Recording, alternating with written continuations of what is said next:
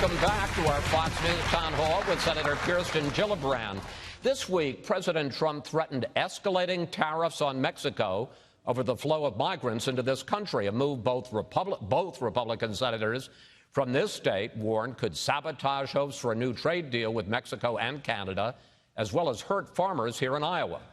Correspondent Peter Ducey has been looking into that.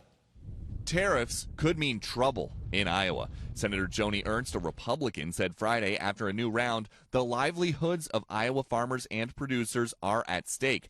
President Trump tried to help farmers whose crop prices have dropped amid prolonged trade talks, pledging $16 billion of federal funds. We will ensure that our farmers get the relief they need, and very, very quickly.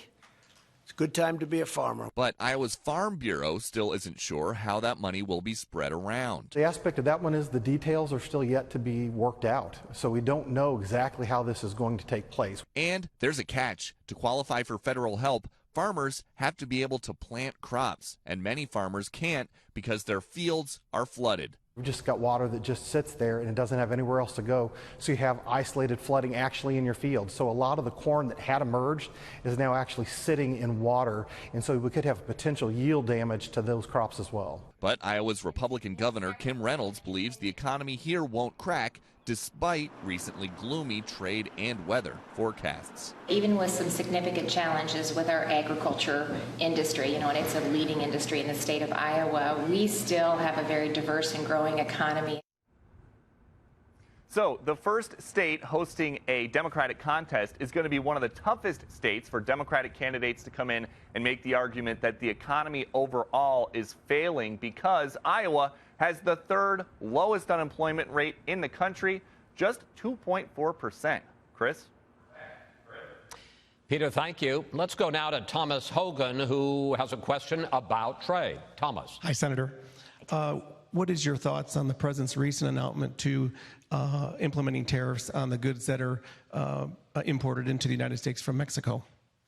I think what President Trump has done is highly problematic.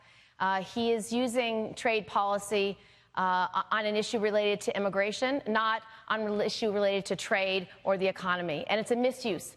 But President Trump has shown us in his trade wars that he's had that he is more interested in a fight than he is in actually solving the problem. He doesn't actually have a real strategic plan, and it's harming farmers. I've talked to farmers throughout Iowa. I've seen this devastation and flooding all across your state, and I can tell you they're suffering. First, with the trade war with China, the fact that ethanol exports, corn, soybeans, pork, those four are your largest exports, and your number one buyer is China. So if you have a trade war, do you think you're selling your products? No. So I think this president has no plan and no ability to have a thoughtful approach towards trade or the economy. Because if he wanted to reduce the trade deficit, he's only grown it. He's harmed our farmers. He's harmed our manufacturers. If steel is your number one input, price of steel is way up here. You can't make the thing you make and sell it for a price people can afford. What this trade war now with Mexico, if he insists on these tariffs, it's going to come right back to the consumer. We're going to pay more money. It's not going to help our farmers. Senator, our next question comes from Tanner Hogue, who's retired from the U.S. Army Military Police. Tanner. Good evening, Senator. I'd like to ask a question that's near and dear to my heart as an Army veteran. Where do you stand today on border security, and what side of the wall are you on? So I fully support border security, and so do Democrats.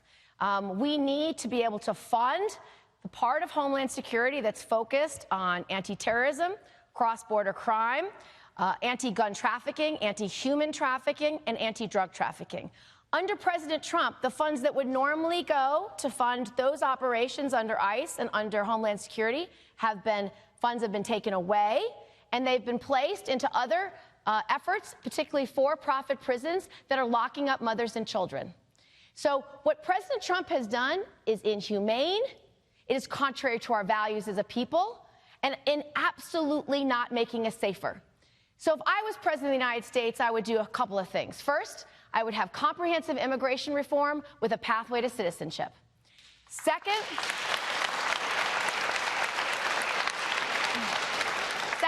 I would fully fund border security and the anti-terrorism work and the anti-trafficking work that is being underfunded right now. And then third, I would have an asylum process that would treat people seeking our help humanely. I would make sure we had real immigration judges, ones that aren't just employees of the Attorney General. I would make sure we had lawyers for asylum seekers so there'd be a process. I would make sure we had a community-based process that actually worked and provided for these kids. Under President Trump, 7 children have died. As a mother, as an advocate, I can't tell you how angry that makes me. That is not reflective of this country, not reflective of who we are, and it would stop on day one.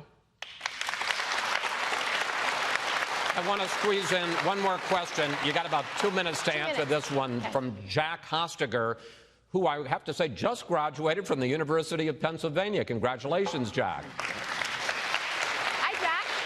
Hi, Senator. My question is, what is your attitude towards American intervention in response to humanitarian crises and human rights abuses in other parts of the world? So I believe, thank you, Jack, for your question, very smart. I believe the American people deserve a president who's brave. I believe we deserve a president who will do the right things for the right reasons.